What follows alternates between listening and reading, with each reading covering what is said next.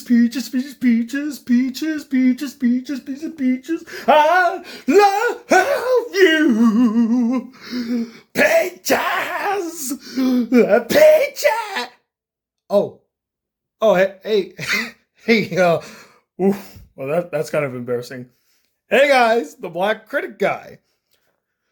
Now, I kind of wanted this to be a surprise, but I am actually going to do a actual review for the Super Mario Bros. Movie. I'm going to do an actual review. I'm going to work on it today. It'll be released on my birthday. But, man, the internet really finds a way to just pull me back into the fray. Because you've seen the title. You know what I'm about to talk about. The criticisms for the Super Mario Bros. Movies are stupid. In fact, I would argue they're complete bullshit. And it clearly is coming from people that... How do I even put this? Because it's going to sound very arrogant of me. It's going to sound very biased of me. I am a Nintendo fanboy. This is not a surprise. And I'm a big Mario fan as well. Not a surprise. So, of course, I'm going to defend this movie, or I'm going to defend this IP. I'm going to defend Nintendo. And that would be probably the biggest counter argument to what I'm about to say in a lot of this stuff, because I am such a staunch Nintendo person. However, I just don't think that a lot of the criticisms that I personally have heard now are fair or justified or even valid criticisms of the film if you actually understood the intent and the context of the film.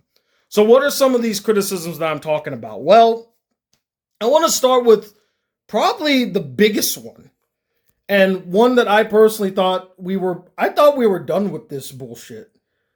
I heard 3 times already, oh my god, Peach is such a girl boss. Like, she doesn't need no man to save her. They didn't have to have her get kidnapped. Oh my god, they just made her a girl boss because 2023 and blah, blah, blah, blah, blah, blah. Look, you all know me. If I feel like a character is like hashtag girl boss or is a Mary Sue, which is another word. I heard Angry Joe in his review today compare Princess Peach to Rey from Star Wars. And I thought that was such an insulting comparison. She is nothing like Rey. Look, here is the most obvious difference between the two. With Rey, she instantly got all the Jedi stuff. Like, she spent like maybe a few minutes, granted maybe a few hours, and then she like seemed to already have a mastery of the Jedi arts. Peach has lived in the Mushroom Kingdom since she was a baby. It's safe to assume that she's like a young adult in this movie. They don't give us her age, but I'm gonna safely assume she's a young adult. There's no way she's like 10 years old or 15. She's about Mario's age. Mario is about what? Late 20s, pushing 30. He's not like an old man like how the original series portrays him. But let's just say she's about in her mid-20s. Let's say that. That means she spent about 20 years in this world.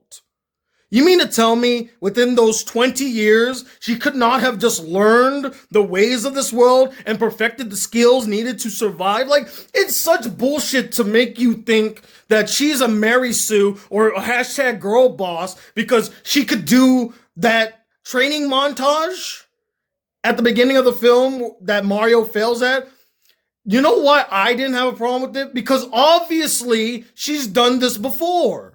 And I don't know about you guys, but when you do something constantly over and over again, you kind of learn the tricks of the trade. You kind of learn the nooks and crannies of the thing to the point where you have mastered the level.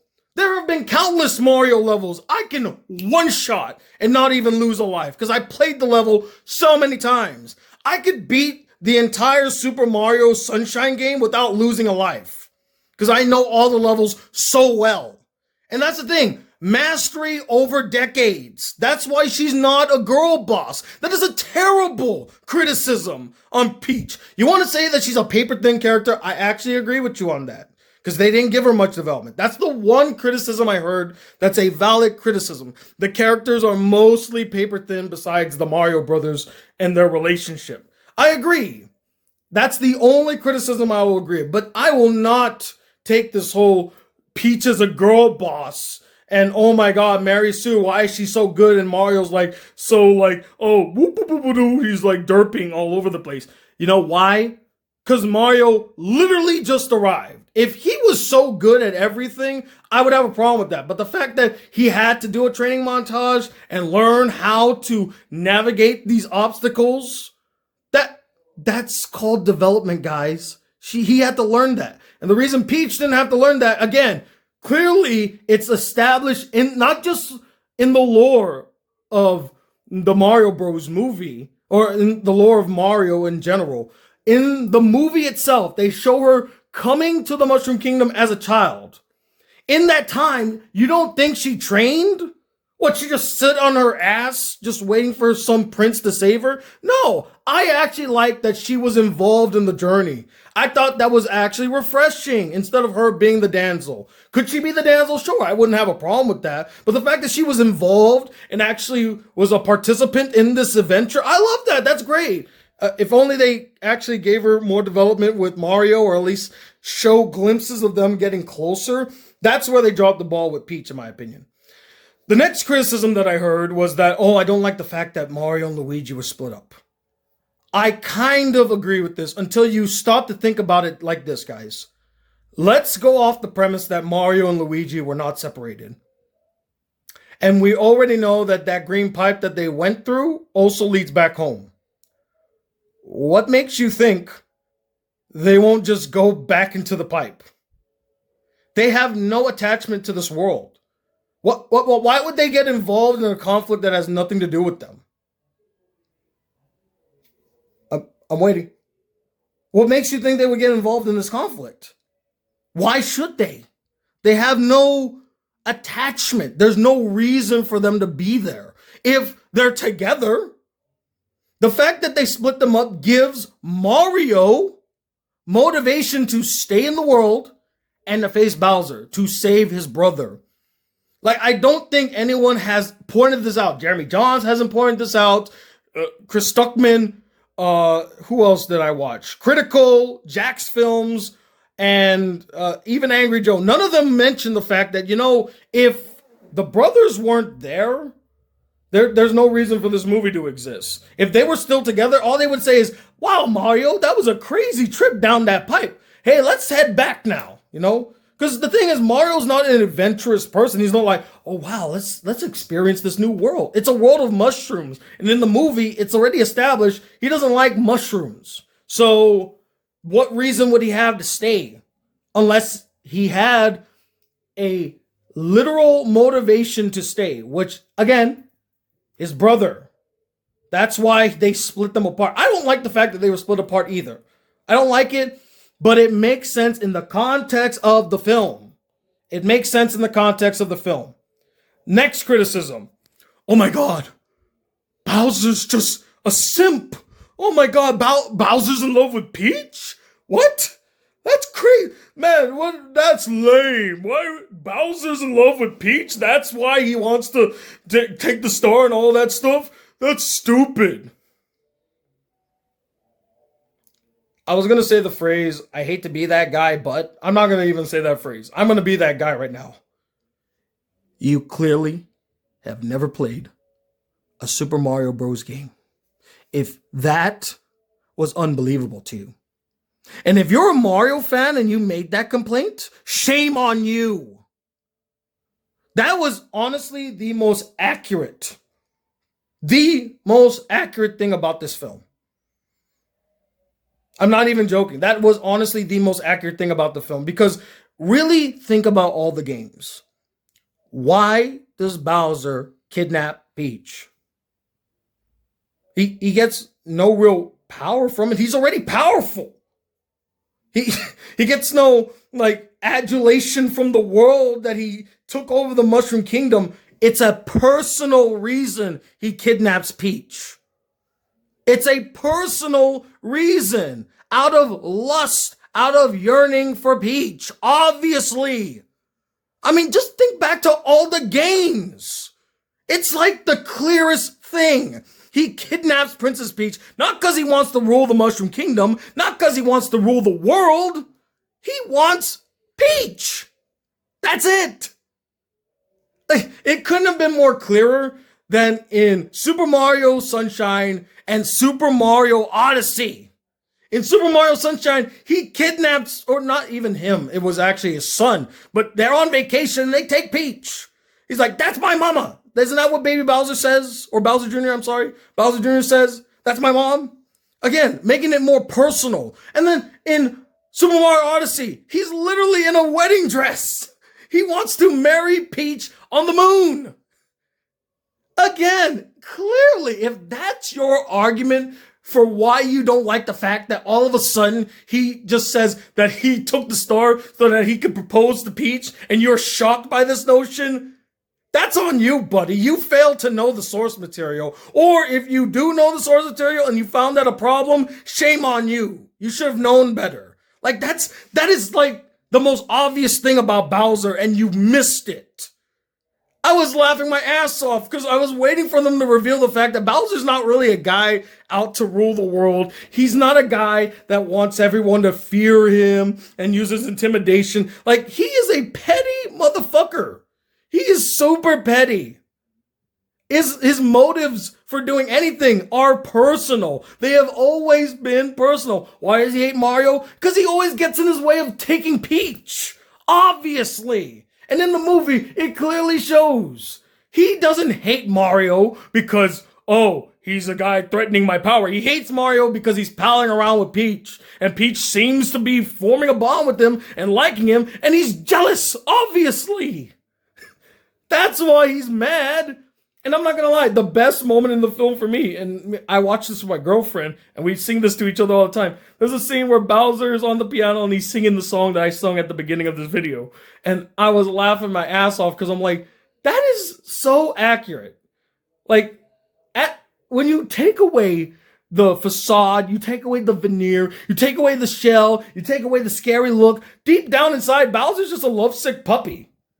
He's in love with a girl that will never look his way. Like, he's basically every man that's been friend zoned and takes it to the extreme. That's what Bowser is at his core. That's what he is. If you didn't realize that, that's on you. You failed to understand the character then. And like, you're all shocked that he didn't want to take... I'm almost shocked that you guys didn't praise the film for that. Because isn't it just cliche for the evil-looking, powerful turtle dude to say, I want power and to take over the world? That's what all villains want. The fact that he was like, no, it's not about controlling the Mushroom Kingdom. It's not about taking over the world. I just want Peach. I just want the girl. That's somewhat refreshing for a villain. Like, how many villains are just motivated because they love this random girl that they saw from a distance and just wants to romance them and thinks, oh, if I do these grand gestures, maybe she'll like me. So stupid. Another criticism I heard is that, oh, the story is, the plot is paper thin. Yeah, I do agree with that. However, my argument for this criticism is that all Mario stories are paper thin. Because with Mario, it's never about the story, it's about the journey. It's about the adventure, it's about spectacle and fun. And sometimes that's all a film needs to be. I don't need to always go to a film looking for the deepest of stories, the deepest of characters. Sometimes I just want to watch a film to have fun. I mean, John Wick is a perfect example of this.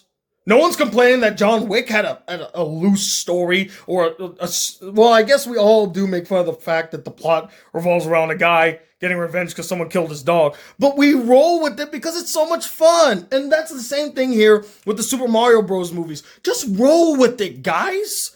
It doesn't matter that there's not a deep story here. Not all films need to be the deepest of stories. And I don't want to hear that bullshit about, oh, it's a kid's film, don't think too much about it, it's just a kid's film. I hate that excuse. I hate that bullshit as much as the next person. I'm not going to use that bullshit. What I'm going to say is, it doesn't matter if it's a kid's film or a family film or an adult film. If the film is fun and it's aware of the fact that it's just trying to be a fun romp and it's not trying to be more than it is, I can embrace that. Because it's not reaching for the stars or trying to change the game. It's trying to tell a solid, entertaining, fun romp. And it succeeds in flying colors. I think it was maybe Jeremy Johns or maybe it was Critical who were saying like, you know, I wish the film was more adventurous. I wish the film tried something different with these characters. Hey guys, they did do this before. They did try to do something different and adventurous with the characters. It was called Super Mario Bros. 1990. Look how that turned out. Look how that turned. I know you don't want to admit it. I know you don't want to admit it. But that was them trying something different. That was them attempting to take a new path with Mario. And they failed. Yeah, they took a new path, but they bastardized everything along the way. Maybe some people were like hoping that they take a new path while maintain the integrity of the characters, which is perfectly fine. But since this is the setup for something later down the line, I'm perfectly fine with this film as it is. And then maybe moving forward, we'll get those expansive stories. We'll get the deeper tales. We'll get the deeper character development. You know, Super Mario 64 isn't the most complex of stories, but as time went on, we got better stories like Mario Galaxy. To a certain degree, Mario Odyssey is a little better, right? You know, it takes time. Not everything needs to be so deep, guys. I'm not saying turn your brain off, but what I'm saying is just enjoy the ride. That's all Mario is. It's a fun ride. Yes, I get it. You didn't have to pay $12 to see it if you did. That's on you again. That's your choice. You don't have to see it if you don't want to. All right? Just like at an amusement park, you don't have to ride all the rides. You don't have to wait 2 hours to ride the ride. But that's your choice. You make that choice. So don't complain that the story is like so paper thin. It works for what it is. It works for what it is. All right? So yeah, sorry, it's almost 20 minutes long. But those were like the biggest complaints that I've heard so far multiple times. And I just thought I'd address it because it really frustrates me. Peach is not some OP Mary Sue who had no development. I know that she doesn't talk about the fact that she did a lot of training, but she does mention it. And you could get the context of her being in this world for so long. She probably trained in this world. All right?